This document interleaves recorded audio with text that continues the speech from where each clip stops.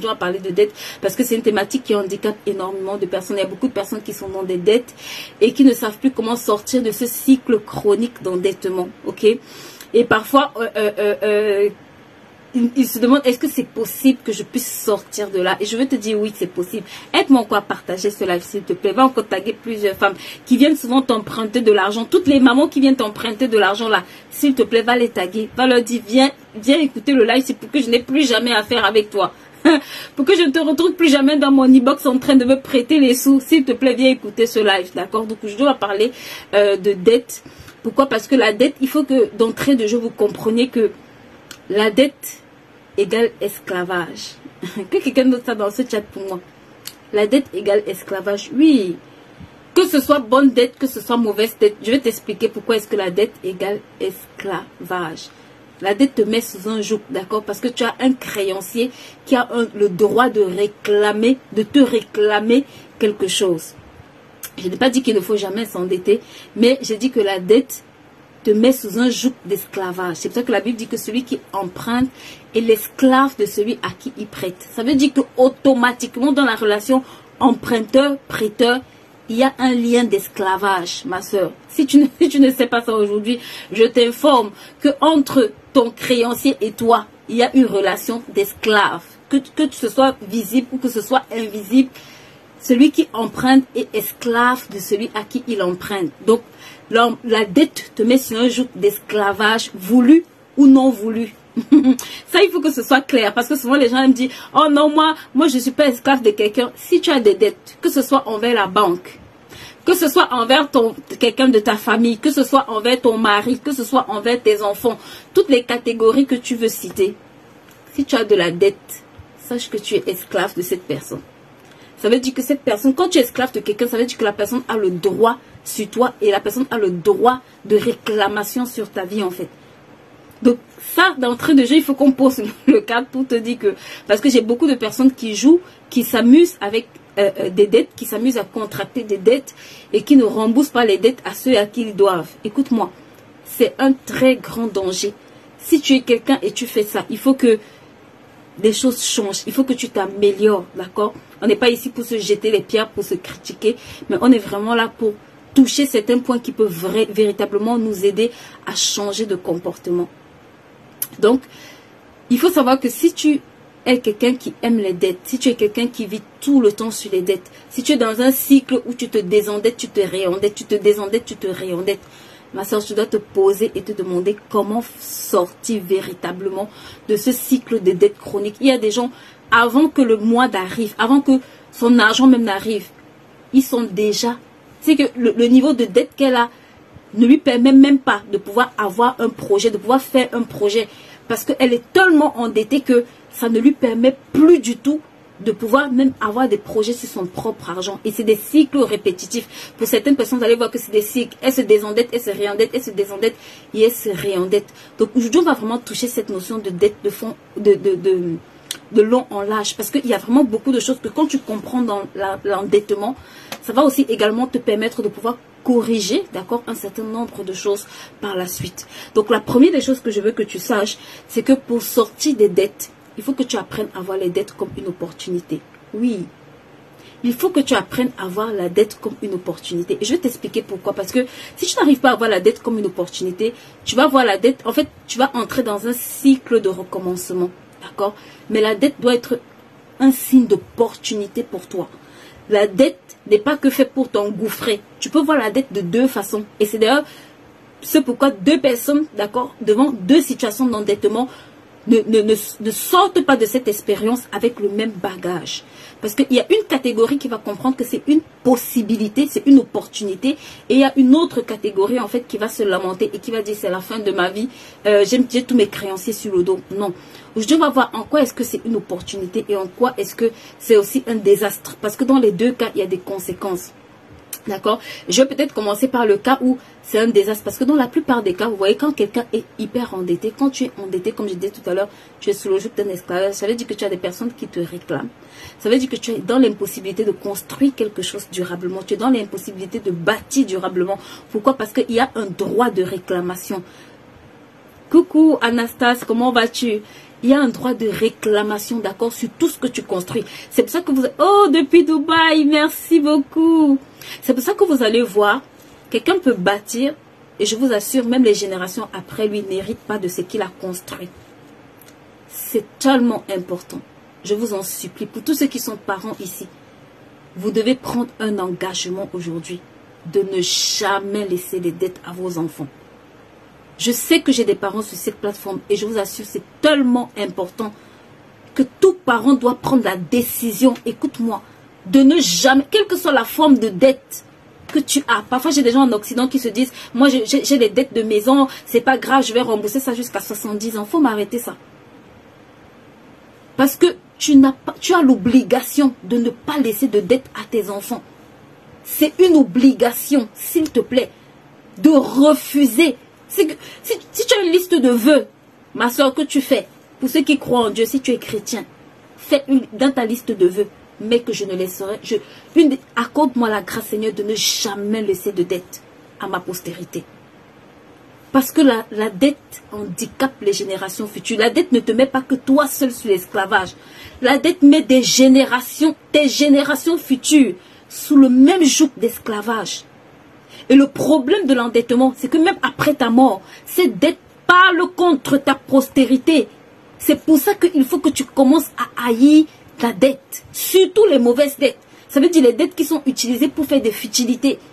D'accord, les dettes pour acheter les cheveux, la dette pour acheter les talons, ce genre de choses. Tout ce qui est pas indispensable. Vous savez, je vais vous parler, pour ceux qui connaissent un peu l'histoire d'Élie, d'accord. La veuve qui va voir Élie lui dit, ton serviteur, mon Dieu, craignait Dieu. Mais regarde, il est mort, il a laissé des dettes. Oups. Et elle dit, ces créanciers sont venus, ils veulent prendre mes enfants en esclavage. Donc, à chaque fois, ma soeur, même quand tu meurs et que tu laisses des enfants, ne te dis pas, oh, moi je vais mourir, les créanciers vont abandonner leur argent. Oublie ça. Les créanciers vont venir réclamer tes enfants. C'est ce qui s'est passé. Le monsieur était mort. Elle dit, il craignait Dieu, hein, mais le gars était endetté. Et il dit, les créanciers sont venus et ils sont en train d'exercer le droit. Ils veulent prendre mes enfants pour en faire quoi? Des esclaves. Ils veulent prendre mes enfants, mais pour en faire quoi? Des esclaves. Ça veut dire que non seulement toi, tu es sur un joug d'esclavage inconscient. Écoute-moi, mais tu introduis tes enfants dans le même joug d'esclavage. Sans le savoir, toi-même, tu introduis tes propres enfants. Donc si tu es une dame ici, s'il te plaît, il faut que quand tu finis ce live, ça te donne le dégoût d'aller emprunter parce que tu dois intégrer dans ta tête que tu es en train de mettre toute une postérité sous un joug d'esclavage. Et ils ont le droit de réclamer. Parfois, vous avez des choses qui ne marchent pas dans votre vie. Vous avez des situations qui sont bloquées dans votre vie. Ma soeur, si tu es esclave de quelqu'un, il a le droit d'exercer son autorité sur toi. Ça veut dire que la parole même qu'il déclare sur ta vie, sur la vie de tes enfants là, ça, il a le droit. Il a le droit. Donc, la dette, c'est vraiment quelque chose avec lequel vous ne devez pas jouer. Je vous en supplie. Prenez cet engagement. Même si tu es en Europe, c'est possible. Dis-toi que c'est possible. Même quand tu ne sais pas comment, mais refuse. Même la dette de maison. Refuse que si aujourd'hui tu décèdes, tu laisses une dette même de maison à tes enfants. Parce que quand les créanciers sont arrivés, ils voulaient prendre ses enfants en esclavage. Donc ça, c'est la première des choses. Il faut savoir que quand vous contractez des dettes, ça vous met sur un joug d'esclavage, je vous en supplie. Et personne ici ne veut être l'esclave de l'autre. Si tu vois le système d'esclavage, écoute, quand tu vois le système d'esclavage, quand tu vois comment la relation esclave-maître, tu peux comprendre que personne n'a envie d'être sous ce joug-là. Tu peux comprendre que personne n'a envie d'être sous ce joug-là. Nadie, tu n'es pas obligé d'être dans ce live, d'accord? Tu peux te déconnecter. Donc, tu comprends que personne ne veut être sous ce joug d'esclavage-là. Ça, c'est la première des choses, d'accord? Donc, c'est vraiment quelque chose sur lequel on doit faire vraiment très attention. La deuxième des choses également que vous devez savoir, c'est que c'est possible, d'accord, de pouvoir sortir des dettes. C'est possible C'est possible, d'accord? C'est possible de pouvoir sortir des dettes, ok? Et l'une des choses que vous devez apprendre à faire, c'est au minimum de vous asseoir et de connaître toutes les dettes que vous avez. Il y a des personnes qui sont tellement endettées au point où elles ne connaissent même plus à qui elles doivent.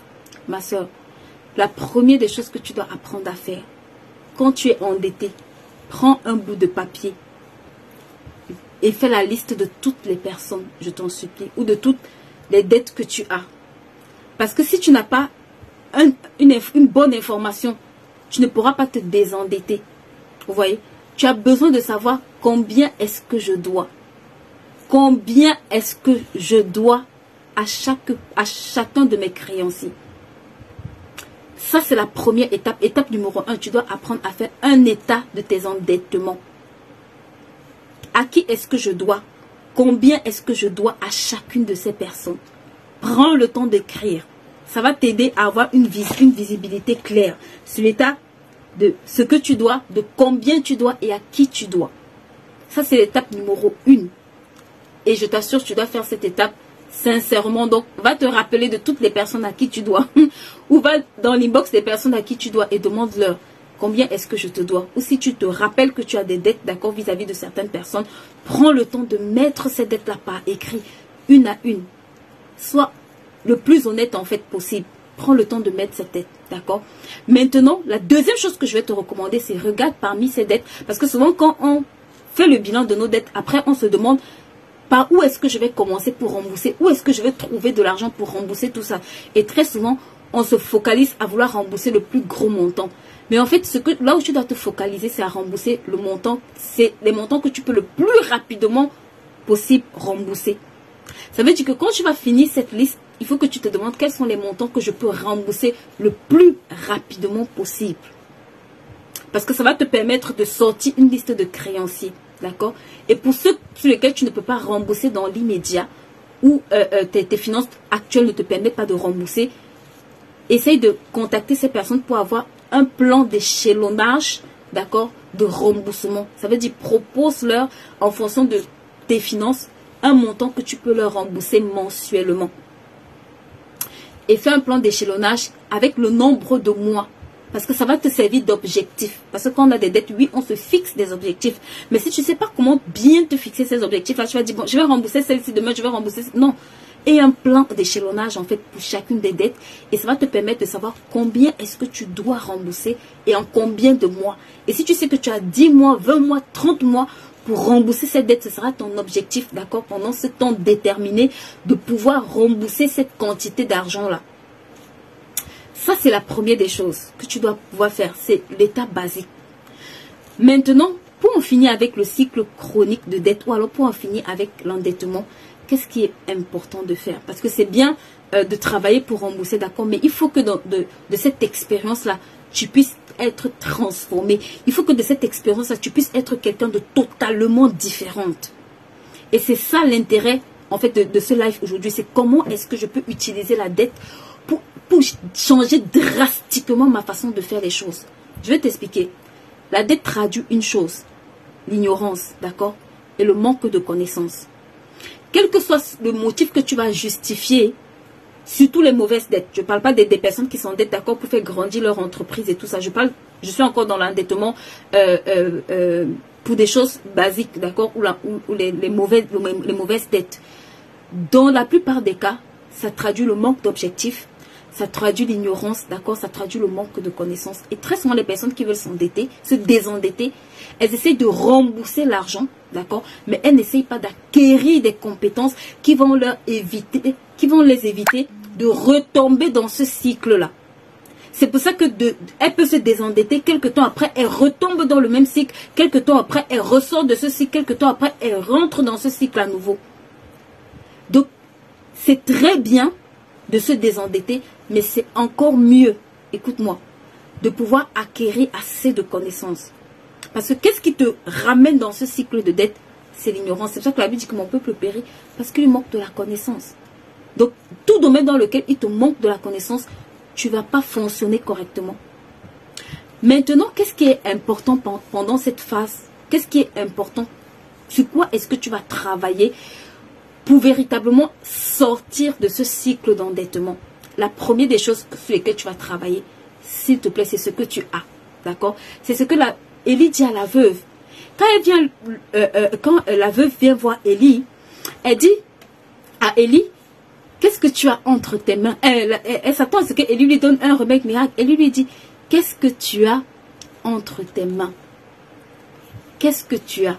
Et elle dit, je n'ai que de l'huile et de la farine. Elle n'avait que de l'huile, mais c'était suffisant en fait. Qu'est-ce que tu as? Qu'est-ce que tu as en fait? Qu'est-ce que tu as? Ça veut dire quels sont les besoins des personnes que tu peux solutionner? Quels sont les besoins des personnes auxquelles tu peux répondre? Quelles sont les solutions que tu peux apporter? Qu'est-ce que l'huile représente en fait pour toi dans cette situation-là? Et elle lui dit, qu'est-ce que tu as? Il lui demande, qu'est-ce que tu as entre tes mains? Et elle lui dit, je n'ai que l'huile. Et il va lui donner ce conseil extraordinaire. Il va lui dire, va chez tes voisins et emprunte des vases d'huile. D'accord? Armel Tebela, tu n'es pas obligé d'être sur ce live, tu peux te déconnecter, s'il te plaît. Elle lui dit, va chez tes voisins et fais quoi? Et emprunte des vases. Va chez tes voisins et emprunte des vases. D'accord? Pourquoi est-ce qu'elle avait besoin d'aller chez tes voisins emprunter des vases? Pourquoi est-ce qu'il fallait qu'elle aille récupérer des vases? Parce que l'huile qu'elle avait besoin de vases en fait. Les dons, les talents, tout ce que tu as ma soeur, ça a besoin de vases. Ça veut dire que ça a besoin de rencontrer les besoins de ces personnes-là et de les solutionner. Donc, il lui dit, va emprunter des vases. Donc, la première étape, c'est quoi le vase dont je suis capable de remplir? Qu'est-ce que j'ai comme compétence que les autres ont besoin, que je peux solutionner? Qu'est-ce que les autres ont, d'accord, que je peux solutionner? Quelle est la solution que je peux apporter à d'autres personnes? Il faut que ça te permette d'élargir ta tente, d'élargir tes opportunités. Il faut que ça te permette, il faut que cette situation d'inconfort te pousse au point où tu te dis, mais qu'est-ce que j'ai en moi qui peut me permettre de solutionner les besoins de d'autres personnes qui ne sont pas encore solutionnés? Et tu as énormément de besoins, d'accord? Si tu fais ce travail de te demander, qu'est-ce que j'ai? J'aime beaucoup le passage qui dit, tout ce que ta main trouve à faire, fais-le. J'aime beaucoup faire cet exercice avec les personnes que j'encadre en leur disant, regarde ce que tes mains peuvent faire. Regarde ce que tes mains peuvent faire. Regarde ce que tes mains ont la capacité de faire. Et va. Attendez, je vais voir. Est-ce que je peux me bloquer son truc? Donc, regarde ce que ta main a la capacité de faire. Et regarde ce que ta main a la capacité de faire. Et va, d'accord, va emprunter ces vases-là. Va utiliser ces vases qui sont à ta disposition. Va récupérer ces vases qui sont à ta disposition. Et il lui dit, ramène-les chez toi. Maintenant, il y a un autre travail qui doit être fait. Parce que c'est une chose de constater les besoins, c'est une autre chose de récupérer les vases. Mais maintenant, il lui dit, entre, ferme la porte. Ferme la porte à quoi? Aux distractions. Ferme la porte à quoi? À la perte de temps. Ferme la porte à quoi? À tout ce qui peut t'empêcher de déverser de l'huile dans ces vases. Et très souvent, quand on est endetté, écoutez-moi, tu as besoin, la gestion de ton temps est capitale. Quand tu es endetté, apprendre à gérer correctement ton temps est capital. Tu dois être concentré parce que c'est un moment où les vases que tu vas récupérer, tu as besoin de déverser l'huile à l'intérieur. Tu as besoin de déverser l'huile dans ces vases-là. D'accord? Donc, si tu ne prends pas le temps de déverser l'huile dans ces vases-là, tu auras des vases qui vont rester vides. Tu auras des vases que tu auras empruntés. Quelqu'un vient te voir, ma soeur, est-ce que tu peux me faire le savon? Tu sais faire le savon, mais elle attend 3 semaines, 1 mois, alors que tu es dans le besoin. Pourquoi est-ce que tu vas... Beaucoup de gens font ça, ils vont récupérer les vases, mais ils ne versent pas l'huile dans ces vases-là. Il faut que quand tu récupères le vase, tu puisses déverser l'huile dans ce vase. S'il te plaît, déverse l'huile dans ce vase-là. Ça veut dire... solutionne des problèmes de ce vase. Le vase est vide, il a besoin d'huile. J'ai des compétences. Il y a des personnes qui sont dans le besoin. Quand quelqu'un te donne son travail à faire, s'il te plaît, fais-le de façon diligente. Fais-le de telle façon qu'il peut te recommander à d'autres personnes. C'est ça, aller emprunter des vases. Et vous savez, tant que la femme avait des vases, l'huile coulait. Mais quand les vases se sont arrêtés, l'huile s'est arrêtée. Et elle repart voir Élie et dit à Élie, mais Élie, l'huile s'est arrêtée, qu'est-ce que je fais? Et Élie lui dit, va maintenant vendre de l'huile, rembourse tes créanciers et reviens maintenant et vis avec le reste. Donc c'est pour montrer en fait le processus, le protocole pour se désendetter. Quand tu es désendetté, ma soeur, l'une des premières choses dont tu as besoin, c'est la direction. Qu'est-ce que je vais faire? Beaucoup de gens, quand ils sont endettés, ils restent dans la même condition, ils essayent les mêmes choses. Elle s'est rendue compte que non, ça fait trop longtemps, j'essaye la même situation, j'essaye les mêmes choses, ça ne marche pas. J'ai besoin d'un bon conseil. J'ai besoin d'un bon conseil. J'ai besoin d'un conseil avisé pour sortir de cette situation. J'ai besoin d'un bon conseil pour sortir de cette situation. D'accord? Donc, vous avez vraiment besoin, d'accord? Vous avez vraiment besoin vous avez vraiment besoin que la personne vous donne un bon conseil. Et quand la personne vous donne un bon conseil, s'il vous plaît, n'allez pas dormir avec ce conseil. N'allez pas jouer avec ce conseil. Prenez ce conseil au sérieux. Allez faire le nécessaire. Allez vraiment faire le nécessaire pour que ce conseil-là soit vraiment mis en application et soit utile. Donc, ça, c'est vraiment le processus. Quand j'ai une bonne information, quand j'ai une information, qu'est-ce que je fais? Je vais m'atteler à obéir, je vais m'atteler à exécuter. Et dans la plupart des cas, on se retrouve en train de demander à la personne, est-ce que tu as déjà fait ça? Est-ce que je t'ai demandé de faire ci? Je t'ai demandé de faire ça. Est-ce que tu as déjà fait ça? S'il te plaît, prends le temps, d'accord, de mettre en application ce conseil et tu vas voir que ça va pouvoir, ok, enclencher le processus. Maintenant, une fois que tu as pu générer de l'argent, ça c'est souvent là où aussi on ne fait pas les choses correctement. Quand tu dois aux personnes, s'il te plaît, quand tu génères de l'argent, il y a une partie qui doit aller pour rembourser. C'est pour ça qu'au départ, je vous ai dit, vous devez avoir le plan de remboursement. Tu dois avoir un plan de remboursement. Ça veut dire, respecte les engagements de remboursement que tu as pris. D'accord? Si quelqu'un t'a fait assez confiance pour échelonner cela, respecte ce plan d'échelonnage. Ça veut dire, et en priorité, et à cœur en priorité de rembourser cette personne. Parce que si cette personne a pris son capital et te l'a donné, ou a pris l'argent qu'il avait à disposition et te l'a donné, il faut savoir que le fait que tu ne rembourses pas cet argent handicape cette personne. Le fait que tu ne rembourses pas l'argent de la personne, en fait, met cette personne aussi dans des situations difficiles. Pourquoi? Parce que cette personne aurait pu faire autre chose avec son argent. Cette personne aurait pu investir son argent. Cette personne aurait pu mettre son argent ailleurs. D'accord? Elle n'était pas obligée de te faire du bien avec son argent. Elle n'était pas obligée de t'emprunter son argent. Donc, toi aussi, tu dois avoir à cœur de rembourser cet argent, s'il te plaît. Et je vais te donner même un secret. Si cette personne a été patiente envers toi, toi, à ton tour, engage-toi à rembourser même beaucoup plus que ce que la personne te doit. S'il te plaît.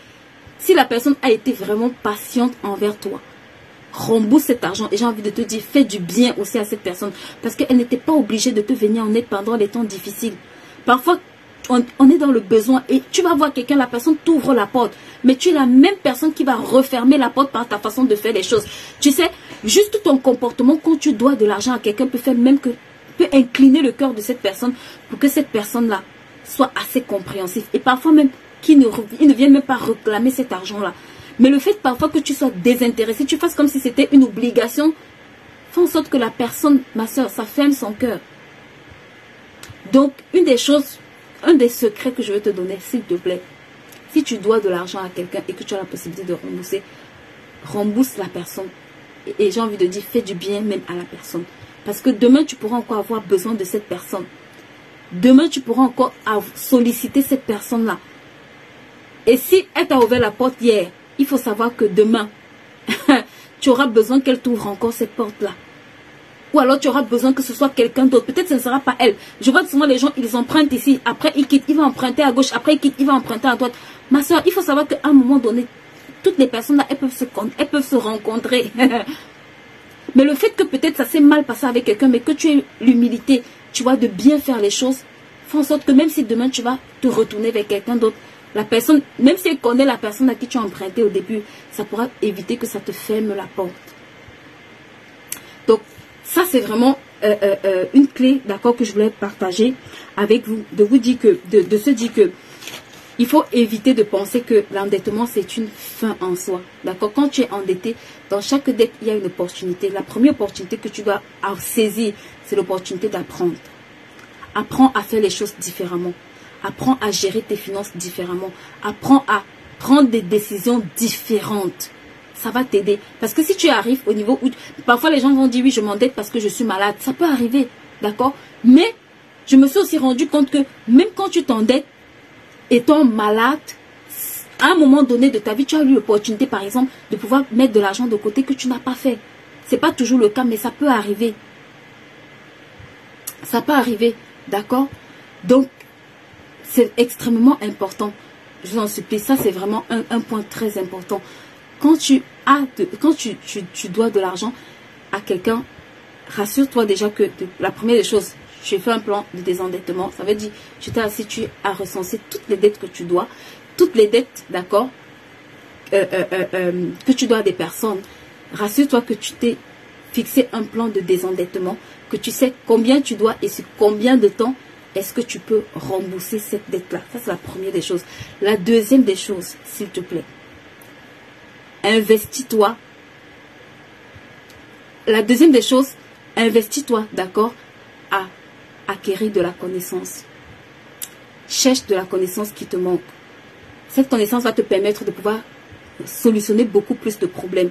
Cette connaissance va te permettre de pouvoir augmenter, d'accord, ton revenu. Cette connaissance va te permettre également de pouvoir rapidement te désendetter. Ça, c'est vraiment une clé que si tu pratiques, tu vas voir que ça va énormément t'aider. D'accord, que ce soit au niveau de ton travail actuel. Plus tu as des connaissances, plus tu peux prétendre à tes promotions. Plus tu as des connaissances, plus tu peux diversifier tes revenus. Plus tu as des connaissances, plus tu vois, tu peux valoriser ou bien mettre plus de valeur sur les produits ou sur les services que tu mets à disposition. Ça, c'est la deuxième des choses. Et la troisième des choses, s'il te plaît, apprends à correctement gérer ton temps. Apprends à quitter la distraction. Apprends à t'éloigner. D'accord? Ton environnement est aussi extrêmement important. Si tu marches avec des personnes qui ont le même système d'endettement, qui s'endettent pour des futilités, qui s'endettent pour des choses inutiles, tu vas tomber dans les mêmes pièges. Si tu marches avec des gens qui, leur problème c'est juste le m'as-tu vu, la dernière perruque, le dernier sac, ainsi de suite, tu vas tomber dans le même système. Donc, marche avec des personnes, d'accord? Change ton environnement. Fonctionne avec des personnes qui réfléchissent différemment et qui posent des actions pour changer leur vie financière au quotidien. La quatrième des choses, c'est rembourse tes créanciers, s'il te plaît. Rembourse les personnes à qui tu dois. Fixe-toi comme objectif de leur rembourser leur argent et s'il te plaît, rembourse leur argent. Rembourse leur argent, s'il te plaît. D'accord? Et ensuite, la troisième des choses, c'est maintenant continue à travailler. Souvent, quand on sort des dettes, on se dit, oh, je suis sortie des dettes. Mais ma soeur, continue. Si tu as eu les bonnes habitudes, d'accord, si tu as pris l'habitude d'épargner, et une des habitudes que tu dois garder, même quand tu es endetté, c'est d'épargner. Ce n'est pas parce que tu es endetté que tu ne dois pas épargner. Même si ton épargne est réduite, continue à épargner. Parce que c'est dans l'épargne que toi-même, tu peux continuer à investir. C'est quand toi-même tu épargnes que tu peux investir pour te désendetter rapidement. Donc, ne perds pas la bonne habitude d'épargner avant, pendant et après. Ne perds pas également la bonne habitude de continuer à chercher d'autres vases. Cherche d'autres vases que tu vas continuer à remplir pour que ton huile ne s'arrête pas. Cherche d'autres vases que tu vas continuer à remplir. Cherche d'autres vases que tu vas continuer, d'autres problèmes que tu vas continuer à solutionner.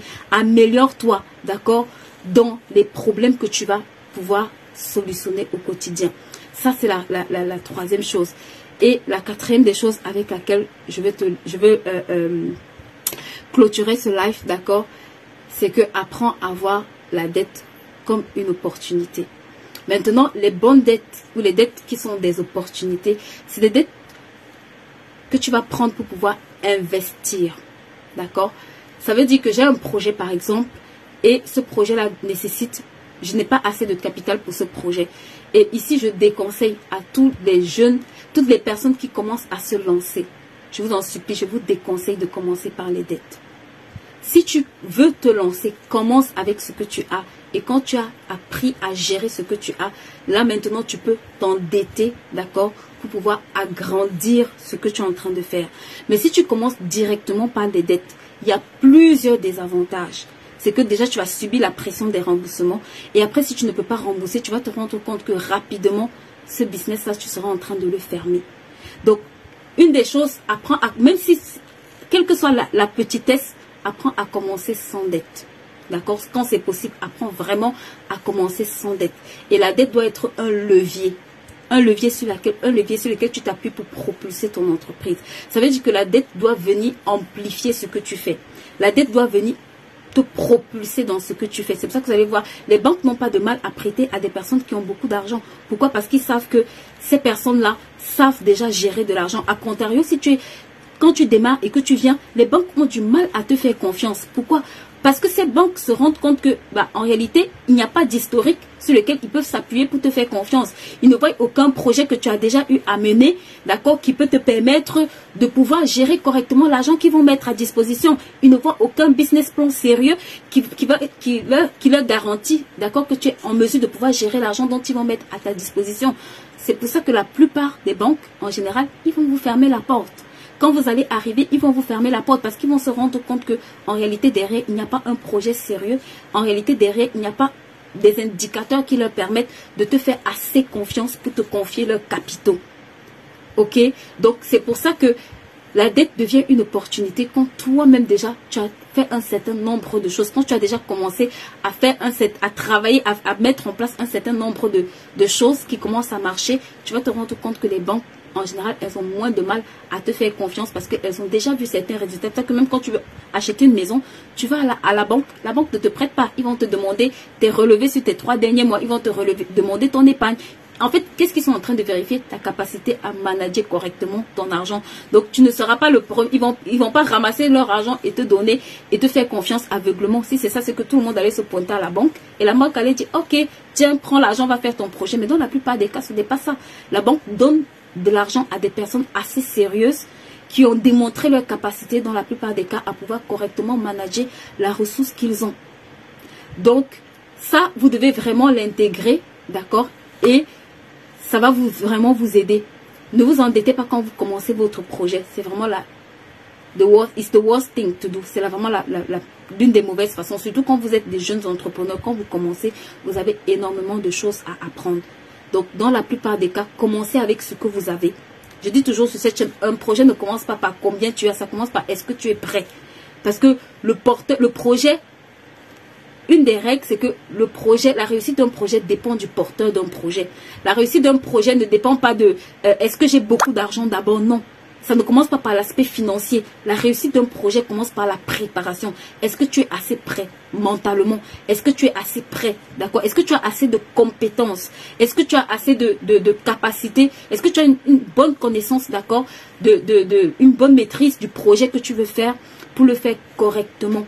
Et c'est quand tu vas te lancer, tu vas voir chemin faisant que même les gens de ta famille qui hier ne voulaient pas du tout te suivre, ils vont commencer à voir que c'est sérieux, il y a des choses qui avancent et ils seront prêts à mettre de l'argent pour que tu avances. Donc au départ, d'accord, si vous n'avez pas encore géré votre activité jusqu'à un certain niveau, je vous en supplie, ne courez pas pour vous endetter.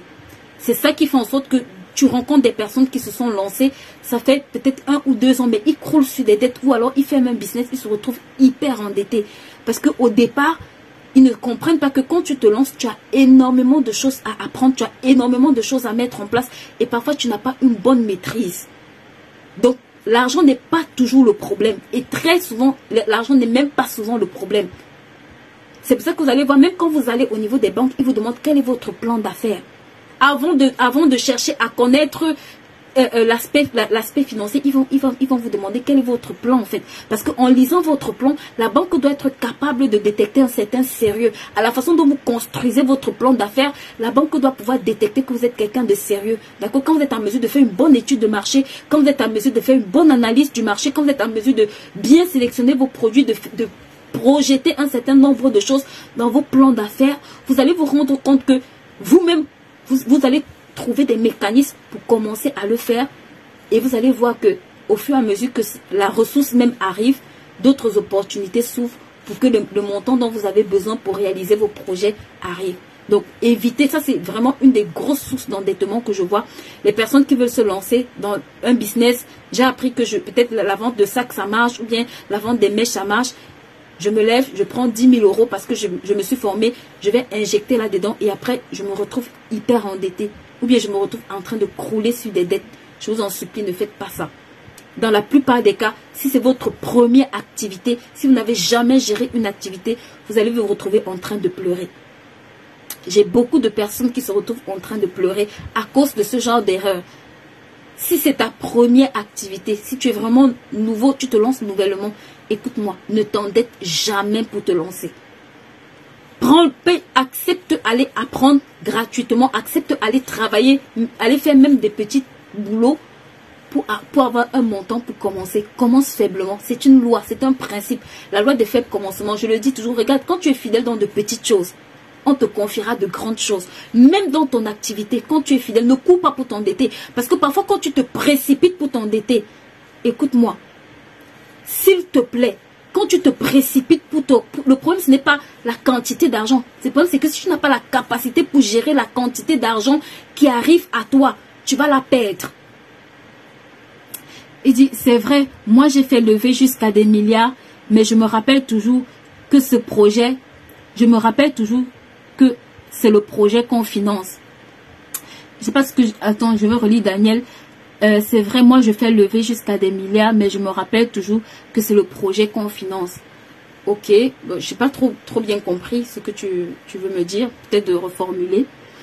Donc, comme je vous disais, vous voyez, donc dans la plupart des cas, s'il vous plaît, si vous n'avez jamais, même dans n'importe quelle activité, que vous voulez vous lancer sur Amazon, dans n'importe quel, prenez le pari de commencer petit. Rêvez grand, voyez grand, mais je vous en supplie, commencez petit et ensuite évoluez. Ça va vous permettre de pouvoir faire des erreurs, mais sur des quantités modérées, sur un montant modéré. Et après, au fur et à mesure, quand vous allez corriger vos erreurs, vous allez vous rendre compte que quand vous injectez votre argent, d'accord, vous le perdez moins, vous avez moins de mal à manager cet argent.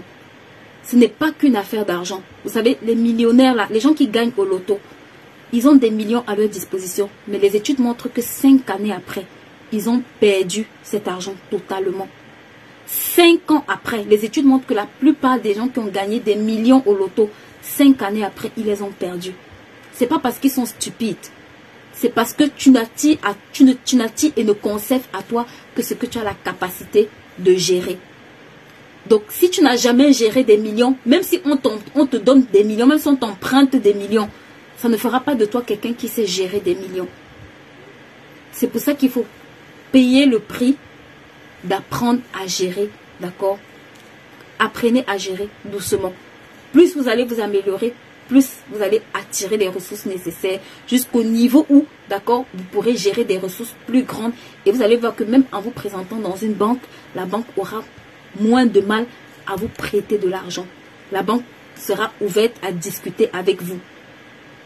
Parce que il a en face de lui quelqu'un qui comprend beaucoup de choses. Dans la plupart des cas ici, mes jeunes entrepreneurs ou mes entrepreneurs, dans la plupart des cas ici, je vous en supplie, c'est un des gros facteurs d'endettement. J'ai trouvé un business. 2 jours après, la personne s'est endettée. Elle a investi dedans. Elle ne comprend rien du tout de ce business. Elle ne sait même pas comment on calcule un prix. Elle ne sait pas comment on fait un marketing. Elle ne sait pas comment on fait une étude de marché. Elle ne sait pas vendre du tout. Il lui manque énormément de compétences. Et juste parce qu'elle a acheté la marchandise, elle se dit, elle a appris à faire la pub Facebook, c'est suffisant. Elle va tout vendre. Et puis, elle va devenir millionnaire. Ça ne fonctionne pas comme ça, je t'en supplie. Si tu tombes dans ce piège, au moins fais-le avec tes fonds propres. D'accord? Ne le fais pas avec l'argent emprunté parce que tu auras des créanciers sur le dos qui vont te réclamer cet argent. Et le dernier point avec lequel peut-être je vais conclure, c'est que dans chaque activité, vous voyez, il y a un risque. Et il faut que tu puisses mesurer ce risque-là et te demander, est-ce que je suis prêt à prendre ce risque? Si tu n'es pas prêt à prendre ce risque, ça veut dire, même s'il faut que tu t'endettes, mesure le risque en fait, mesure jusqu'où tu es prêt. Parfois, ça devient un engrenage, vous voyez. On a commencé et après on n'arrive plus à s'arrêter. Prends j'ai envie de dire, un risque mesurable. Ça veut dire, même que ça marche ou que ça ne marche pas, tu es en mesure de pouvoir, d'accord, faire face à l'engagement que tu as pris.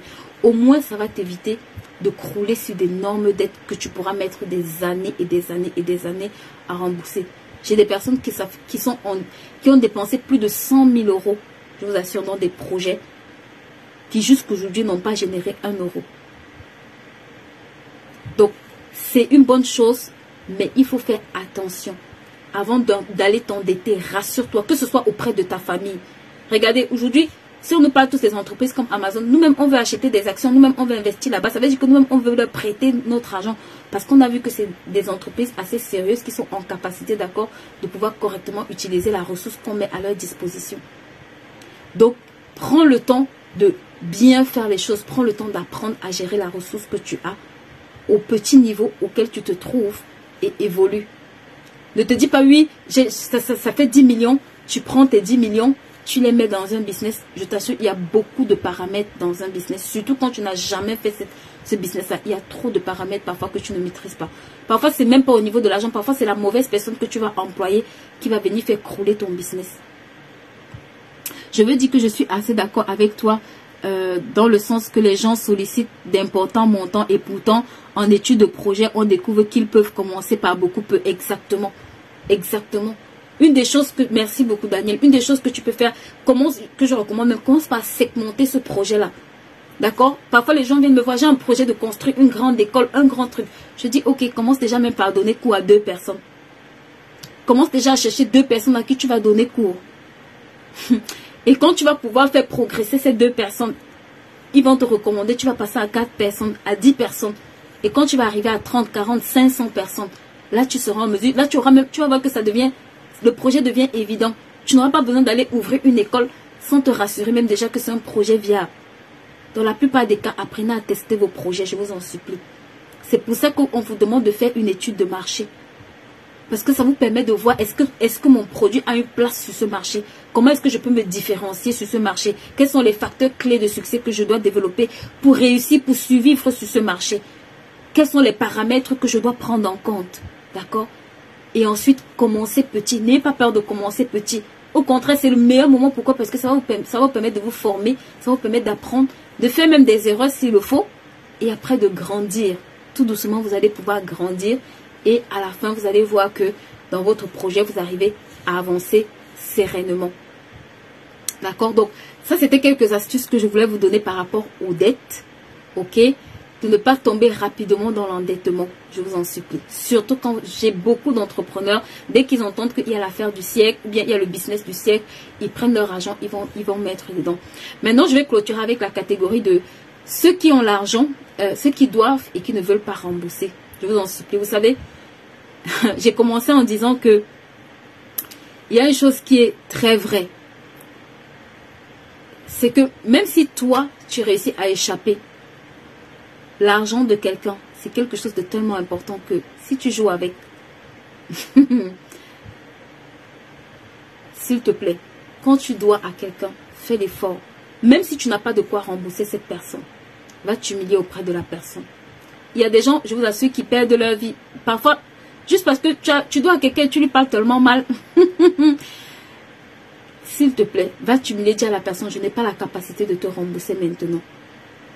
Mais j'ai la volonté de te rembourser. Accorde-moi le temps nécessaire.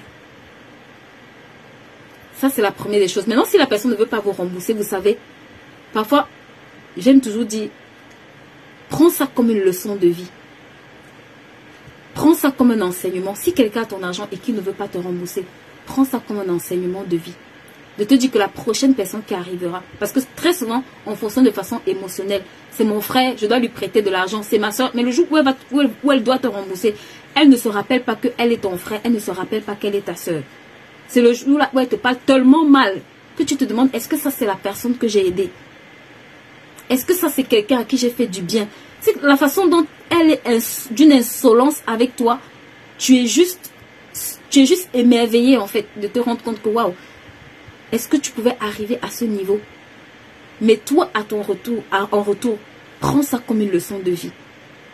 Ça veut dire que la prochaine personne qui va venir, ça c'est un conseil que, quand je donne ça aux gens, ils n'aiment pas entendre, mais c'est un bon conseil. Quand quelqu'un vient, il te dit j'ai besoin de tel montant. Demande-lui combien est-ce que toi-même tu as. Pose-lui la question de savoir combien est-ce que toi-même tu disposes. De combien est-ce que toi-même tu disposes. D'accord? Parce que très souvent, la personne, en fait, dans sa tête, vous pensez que quand la personne vient vers toi, tu n'es pas sa seule solution. Écoute-moi, parce que si tu n'étais pas en vie, elle sera allée voir quelqu'un d'autre. Si tu n'étais pas en vie, elle n'allait pas te ressusciter pour emprunter cet argent. Elle allait aller voir quelqu'un d'autre. Donc, tu es une solution parmi d'autres solutions. Et si tu vois que c'est quelqu'un qui revient régulièrement, ça veut dire qu'elle te donne, elle est en train de te donner une information. Elle est en train de te dire qu'elle a besoin de connaissances et non d'argent. Parce que qu'est-ce qui fait en sorte qu'elle revienne régulièrement? C'est qu'elle ne comprend pas certaines choses. Donc, au lieu de prendre l'argent et lui donner, moi j'ai vu, je vais ce jour raconter une histoire, j'ai une très bonne amie à moi. Elle me dit, mon frère veut faire la ferme, il m'a dit qu'il lui faut tel montant. Et je t'ai dit, ok, il n'y a pas de problème, tu peux lui donner cet argent. Mais je lui ai dit, moi je te conseille, au lieu de lui donner cet argent d'un coup, ton frère n'a jamais fait de ferme. Aujourd'hui, il se lève le matin, il veut faire une ferme. Ok, c'est une très bonne chose, il veut faire une activité. Mais je lui ai dit, écoute-moi, s'il veut faire la ferme, commence déjà par lui donner de quoi faire grandir 1 ou 2%. S'il arrive à faire grandir ces 2%, ces 3%, ces 4%, et à multiplier ça, tu vas comprendre que c'est quelqu'un qui est sérieux. Dans la plupart des cas, les gens à qui vous prêtez l'argent, quand vous vous retournez, vous remarquez que la personne n'a rien fait avec cet argent. Quand je dis rien, c'est vraiment rien. Hein. La personne est la même personne qui revient t'expliquer exactement le même problème qu'il a amené à emprunter chez toi. Commence par lui demander la première question de combien est-ce que tu disposes toi-même pour ce projet. Surtout quand c'est les projets. Victoire dit, et si c'est en cas de vol, quel type de vol Victoire, explique-moi. Quel type de vol?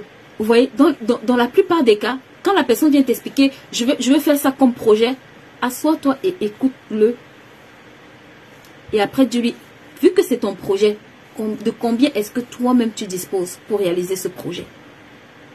Si la personne n'est pas en mesure de te dire qu'elle dispose d'une somme sérieuse pour ce projet, s'il te plaît, renvoie cette personne travailler. Elle n'est pas encore prête. L'argent que tu lui donnes là, tu n'auras que tes yeux pour pleurer.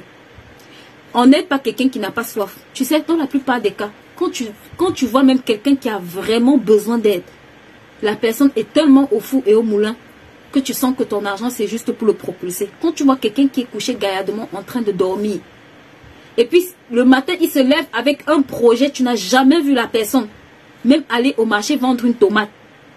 Et c'est chez toi qu'elle va commencer, et c'est avec ton argent qu'elle va commencer à ouvrir une ferme. Écoute-moi. Demain ou après-demain, vous allez vous retrouver à couteau tiré dans beaucoup de problèmes. Observe la personne. Si c'est quelqu'un qui se lève à midi, à 14 h, qui dort toute la journée, ce n'est pas ton argent qui va la faire se bouger. Si c'est quelqu'un qui est travailleur, je t'assure que tu vas trouver que cette personne aura déjà réalisé beaucoup de choses avant que tu ne mettes la main pour l'aider. L'aide que tu vas l'apporter va juste le propulser. Mais si la personne a les bras croisés, qu'est-ce que tu fais? J'attends qu'on me donne l'argent, s'il te plaît. S'il te plaît, la meilleure chose que tu peux faire pour cette personne, c'est commencer à lui dire, va chercher une activité, fais cette activité-là. Et quand toi-même tu vas apprendre à gérer l'activité-là pour quelqu'un, tu auras compris comment gérer cette activité. Maintenant, je pourrais t'aider à ouvrir ta propre activité. Si c'est la première activité que cette personne ouvre, écoute-moi, dans toute activité, on fait des erreurs. Donc, c'est avec ton premier 200 000, 300 000, 400 000 là, qu'elle va faire ses erreurs. Parfois même, elle va prendre au premier client qui va lui prendre la tête là, elle va fermer boutique parce que la douleur de travailler cet argent-là, elle n'a pas souffert pour avoir ça. Et demain, vous allez vous retrouver à couteau tiré. D'accord? Donc, voilà ce que je vais partager avec vous aujourd'hui. Ok? Donc, on se retrouve samedi comme à l'accoutumée pour une nouvelle thématique. Pour ces nouvelles personnes qui ne sont pas encore abonnées sur cette chaîne, n'hésitez pas à vous abonner. D'accord? Sur cette chaîne, on parle de structuration de projets et de gestion de finances personnelles. Donc, pour toutes les personnes qui nous suivent nouvellement, soyez la bienvenue. N'hésitez pas à nous faire un hello, un coucou, si c'est la première fois que vous vous connectez à cette chaîne. Et on se fera un plaisir, d'accord, de pouvoir discuter avec vous et de pouvoir également faire connaissance. Donc, on lance la formation « Apprends à gérer ton temps comme un pro ». Comme je le disais, ça commence la semaine prochaine pour toutes les personnes qui veulent apprendre à correctement gérer leur temps. Je vous en supplie, c'est vraiment une des sources. Si tu gères mal ton temps, en fait, tu gères la première ressource qui est censée t'enrichir. Donc, tu es en train de créer la pauvreté toi-même. Toi-même.